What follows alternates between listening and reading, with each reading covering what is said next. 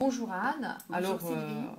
Donc ce que je te propose, c'est déjà de te présenter au niveau des membres du club, de présenter aussi Sigma, ton entreprise, puisque justement ton exemple porte sur cette organisation qui est en évolution, changement permanent. Donc nous t'écoutons.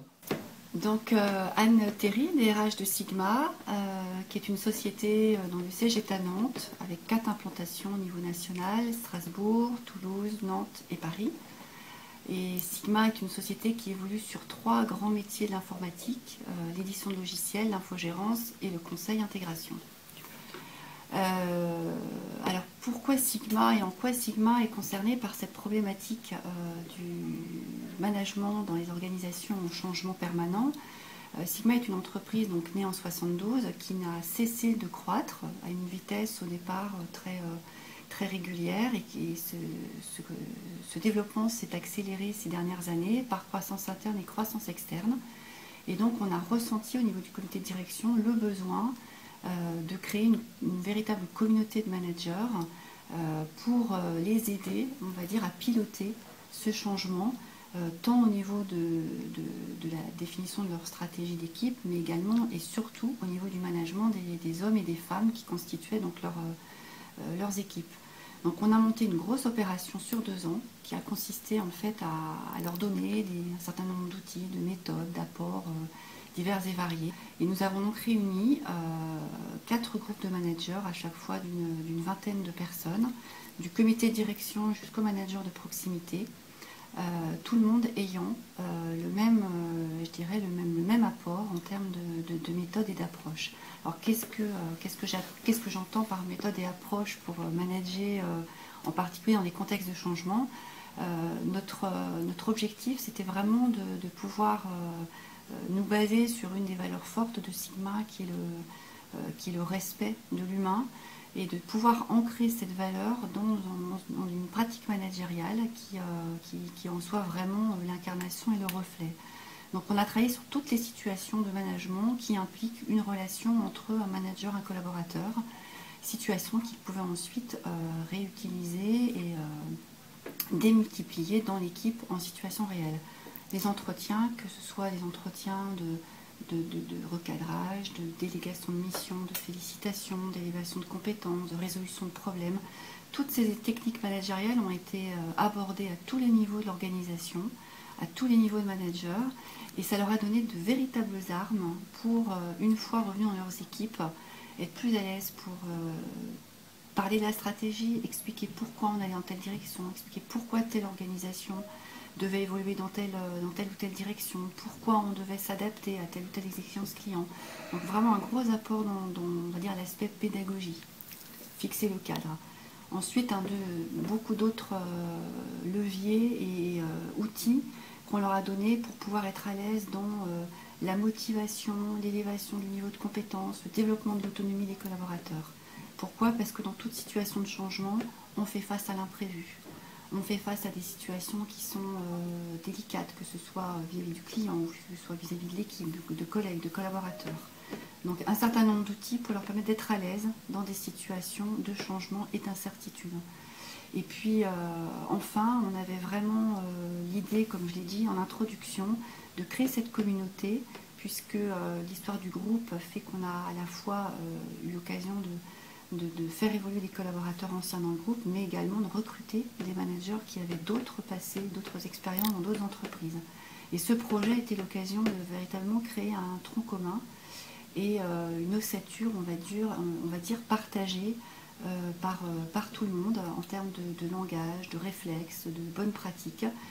Et cette communauté, au-delà de cette action de formation, elle vit encore à Sigma et elle nous permet régulièrement de réunir des managers et de les faire partager leurs difficultés ou leurs succès dans telle ou telle situation, notamment de changement.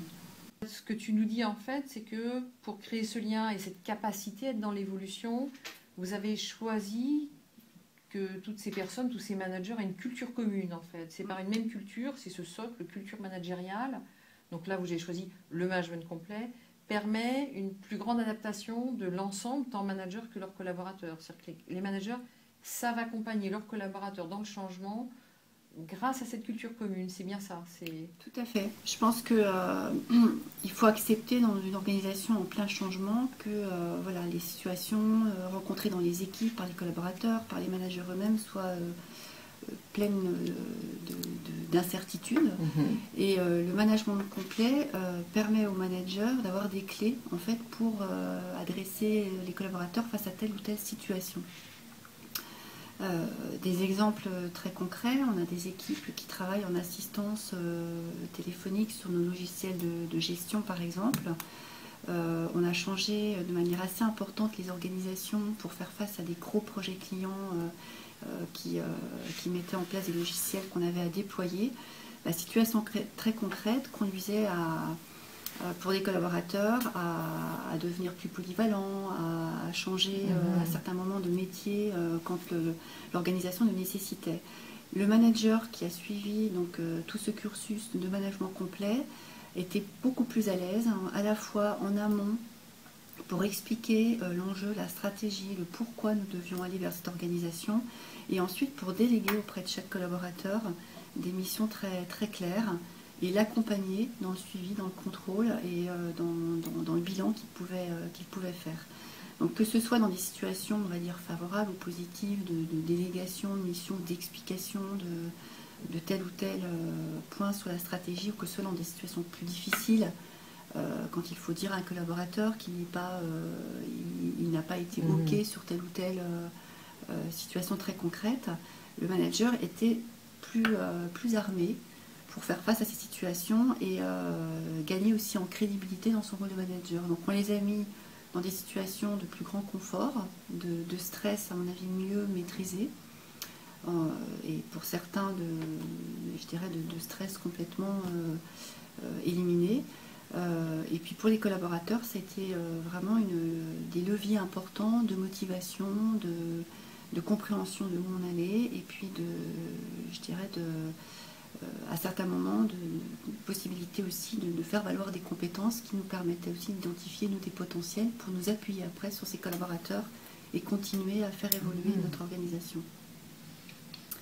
Voilà, donc tout un programme qui aujourd'hui nous apporte une grande satisfaction, tant sur cette culture qu'on a réussi à créer, en tout cas ce frémissement de culture, parce que ça s'inscrit dans la durée, bien évidemment, que dans la capacité qu'on a pu avoir à mobiliser des collaborateurs d'horizons différents, entre ceux qu'on a recrutés plus récemment et ceux qui avaient accompagné l'entreprise pratiquement depuis sa création. Un gros challenge, une énorme satisfaction en interne, et je dirais également une envie qui est exprimée régulièrement par les managers de continuer et de poursuivre dans cette direction.